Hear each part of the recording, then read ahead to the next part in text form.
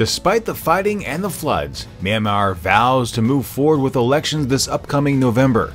China announces some changes to its storage facilities after the recent explosion, and the battle for Lotte Corporation heats up. These stories are coming up next. This is the Asia Brief.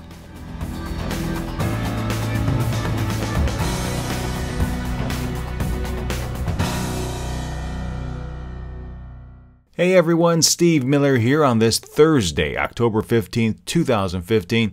Thanks as always for joining me. Now, since the United States held their Democratic Party debate last night, I thought I'd keep in the same vein and begin with election news from Myanmar. Even after facing torrential rain and being plagued by fighting, Myanmar's election oversight body decided to proceed with a general election next month. After reviewing statements from committee members about the pros and cons of postponement of an election, the Union Election Commission has decided to hold the general election on the previously scheduled date of November 8th without making any changes, said an announcer on the military-run Myawaddy television. This is important, since the Union Election Commission made requests to political parties to postpone the election in the wake of flooding in Harkar that killed over 100 people.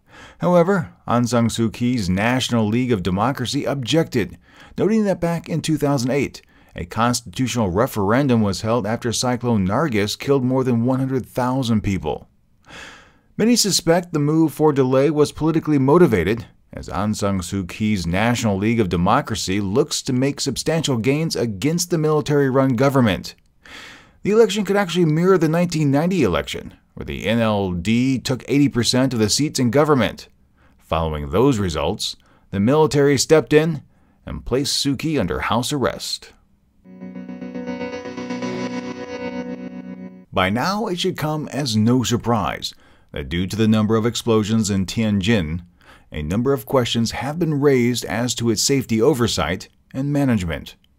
The city has now approved a plan to move the hazardous materials out of the warehouse area that's been making those big bangs and place them in the Nangang Industrial Zone, about 30 kilometers from the blast site and at least 10 kilometers from the closest residential area.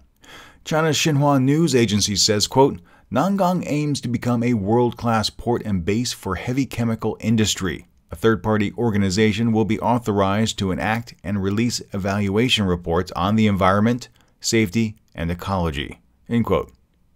China's state prosecutors said the investigation into the blasts have found that officials from a range of agencies, including Tianjin's Transport, Land Resources, Work Safety, and Custom offices, have been irresponsible, negligent, and lax in supervision.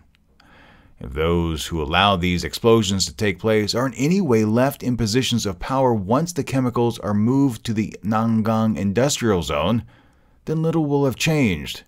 Yes, another blast may not injure anyone, but the best measure for safety is to prevent a blast from even occurring with proper oversight and management. If you're looking for a good soap opera to watch, you need not look any further than the business pages in South Korea and Japan. Shin Kyuk-hyo, a Korean who founded the Lotte Corporation in Tokyo during the mid-20th century, has two sons, and they both desperately want to assume the reins of the multinational corporation. Previously, elder brother Shin Dong-ju was chair of the Japan-based Kojunsha Corporation. This holding company controlled the vast majority of the Lotte businesses. Earlier this year, the younger brother, Shin Dong-bin, got the board to vote out his brother and install him as the head. That coup didn't sit too well with the elder brother, Dong-ju, who had been handpicked by his father as the company's successor. So, yesterday, he held an emergency shareholder meeting and managed to oust his brother, Dong-bin. Furthermore, Dong-ju is said to be planning several lawsuits to protect his position in the company as heir apparent. Sitting back and watching all this, it is unclear where things will go from here, but if you're interested in business, especially chaebols or these mega conglomerates, their power structures, the roles of families and succession. This fight is something not to be missed. Well, my friends, those are today's stories, so please take a moment and let me know your thoughts. I'd truly love to hear from you.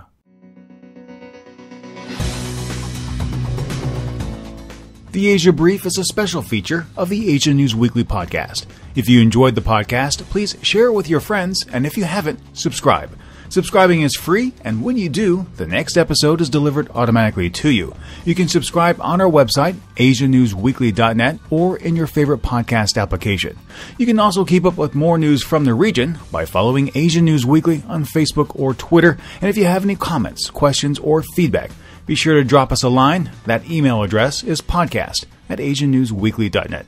Thank you so much for joining me, and until next time, remember to be true to yourself and to always be awesome.